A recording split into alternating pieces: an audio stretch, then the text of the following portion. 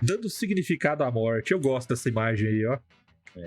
Eu abracei o Senhor dos Anéis nos itens, nos como lidar ou provocar mortes, porque eu acho que é bem trabalhado, né, na obra.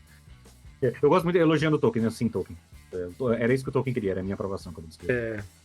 Todos nós, Marcelo, todos nós. Lá atrás, lá longeão, a gente fez um papo de mestre sobre finais tristes. Nossa. Recomendo que Longe você mesmo. assista. Em um dos finais tristes que a gente falou, ele não era especificamente triste, ele era um final agridoce.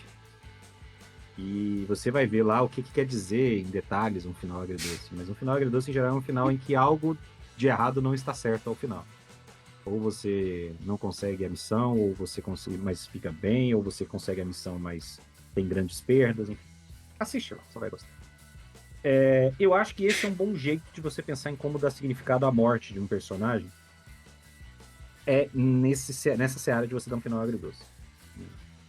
Tá aí a imagem do exemplo. Sociedade do Anel, primeiro filme do Senhor dos Anéis, 2001. O Boromir, 2001? 99. 2001. 2001, 99 foi Matrix. Isso, 2001. Na Sociedade do Anel, o Boromir, que é esse personagem que tá aí, foi uma das primeiras grandes mortes do ator, que é um notório morredor. Coitado, velho. Já tinha morrido 17 vezes já nos filmes dele. Saiu morrendo depois disso, ele agarrou a peito. O Boromir ele constrói um arco de redenção porque ele começa sendo o cara mais disposto a roubar o anel dos hobbits, a dar o migué nos hobbits, porque ele acha que é uma loucura a missão, a ideia de você largar uma coisa tão importante, tão poderosa na mão de um pé de pano qualquer, para beneficiar ele mesmo e o povo dele de Gondor. E ele faz esse arco de redenção porque ele passa quase que de um vilão, assim, ele é quase um antagonista no processo. E no final, isso no mesmo filme, ele morre aí, tô dando spoiler pra vocês. Ele morre salvando, né? Sacrifica a própria vida para proteger os hobbits. Ele garante que os hobbits consigam fugir quando eles são atacados pelos Uruk-hai, que são um tipo de orc.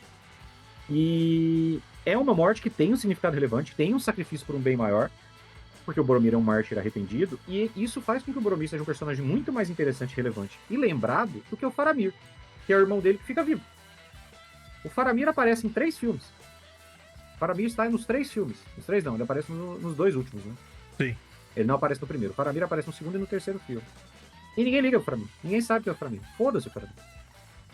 O pai dele vai fazer isso, né? A única coisa importante que ele faz é pegar a menina que tava afim do Aragorn no final.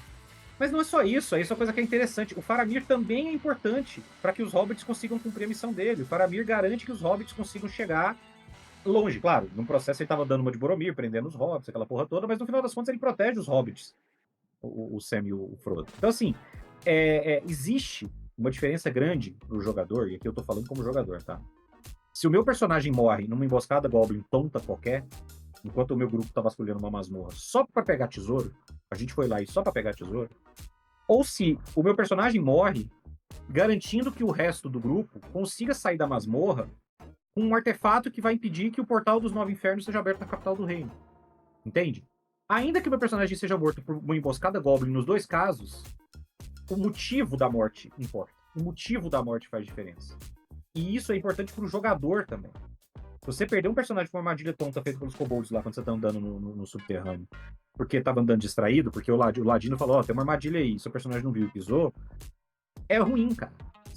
Essa não é uma morte que você vai lembrar com satisfação do seu personagem. Mas se ele morre na luta final contra o vilão que tava planejando o genocídio, ele é um herói.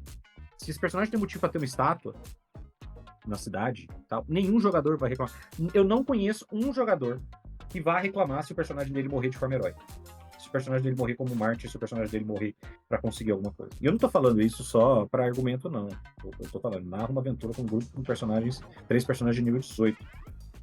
Eles estão concluindo a campanha, e nesse momento eles estão tentando impedir o paladino maluco de libertar Taridun, que é o deus antigo que criou o plano do abismo, que certamente, se voltar, vai destruir vários planos, inclusive material, vai matar milhões de pessoas, vai matar todo mundo, certo? Se ele for solto.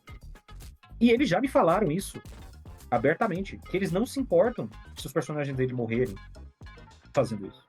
Se eles precisarem se sacrificar ao longo do processo. Na última aventura que a gente jogou, dos 3 personagens, 2 caíram. Ficaram 0 de vida e sobreviveram no save and throw. E a monge ficou com 60 de vida, não tinha o que fazer.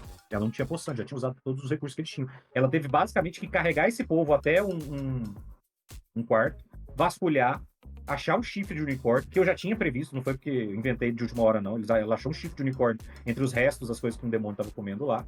Usou o chifre de unicórnio pra curar as pessoas. Ah, mas o unicórnio faz isso? Você vai ver um corte sobre unicórnios de monstros bonzinhos que vai entrar em breve aqui. Em breve, é. Em breve, exatamente. E eles se curaram. Então, assim, eles quase morreram. E aí eu tava conversando com um jogador quando a gente tava indo embora depois da sessão, e eu falei, cara, vocês passaram muito perto de morrer. Ele falou, e se a gente tivesse morrido, mas a gente tivesse impedido o cara de fazer, eu ficaria muito satisfeito com o conclusão do meu personagem. Assim como ele fala, eu acho muito engraçado porque eles estão numa missão que a essa altura é quase suicida, que é tipo, a gente vai impedir esse cara qualquer que seja o custo. Se a gente precisar ir pro plano lá do cárcere junto, pra brigar com ele, morrer lá, matando o cara, impedindo ele de fazer, os nossos personagens vão ter concluído a missão deles. Eles estão há 60 sessões fazendo isso, tem 6 anos que a gente tá jogando essa aventura. E eu acho isso muito foda, porque isso é um comprometimento do jogador com a narrativa, do jogador com o cenário, do jogador com a história que ele tá construindo. Ele tá olhando e falando, isso seria um final épico pro meu personagem. Tudo que eu construí leva a isso. E tudo bem. Então você dá um significado àquela morte, faz toda a diferença se você precisar que as pessoas morram, ou se as pessoas acontecerem de morrer numa situação muito drástica. Entende? Não é tentar dar significado a uma morte tosca. Pô, os personagens fizeram besteira, agora eu vou... Não, cara, mas aí você morreu, porque o personagem do Brunão morreu pra Cuca porque ele gritou na hora errada, mas com isso os outros personagens escaparam e todos eles eventualmente criaram a Apple do mundo deles. Então assim, nossa, quantas pessoas se beneficiaram pelo fato do Brunão ter se sacrificado e garantido que os amigos dele sobrevivessem pra viver outro dia. Tipo, foda-se, meu irmão. Foda-se, ninguém liga. Não vai ter uma estátua pra esse personagem. Ninguém vai botar estátua. O Brunão morreu de otário, gritando com a Cuca, e por isso o mundo tem acesso ao Wi-Fi. Tipo, ninguém liga. Então, assim, não é tentar dar significado à morte tosca. É, em uma situação em que os personagens morram e que seja épica, deixa morrer. Deixa morrer. Sim. Vai ficar tudo bem. Sim, isso é verdade. A parte da significado, eu acho que ela parte mais do jogador do que do mestre, na verdade, né? Porque é justamente isso que você tava falando, de tomar decisões. Tipo assim, quando tudo deu errado, eu tomei a decisão de fazer o sacrifício máximo. Tomei a decisão de, galera, corre que eu vou segurar a porta que tá caindo aqui. Então, é muito... É o que você tava falando em relação à situação do Brunão. Se o mestre tentasse dar significado para aquela morte, ficaria essa coisa tosca que você falou. Tipo, foda-se, ninguém liga que o cara que morreu para que os outros seguissem a vida nesse sentido. Mas quando essa decisão parte do jogador, aí sim ela começa a ter um significado maior, porque é o auto-sacrifício, né? Não foi uma justificativa acochambrada pelo mestre ali pra falar, tipo, não, você morreu, mas foi legal, assim, pelo menos seu próximo personagem vai ter alguém pra vingar, sabe? Não, saca? Não é sobre isso. Então, eu acho que tem que partir do jogador, tem que partir da ideia do personagem mesmo, de que o sacrifício que está sendo feito é por um bem maior. Exatamente. E eu não vou nem comentar este assunto que o Marcelo sabiamente levantou, porque o que eu vou falar agora na sequência é uma espécie de complemento, só que tirando um pouco da mão do jogador.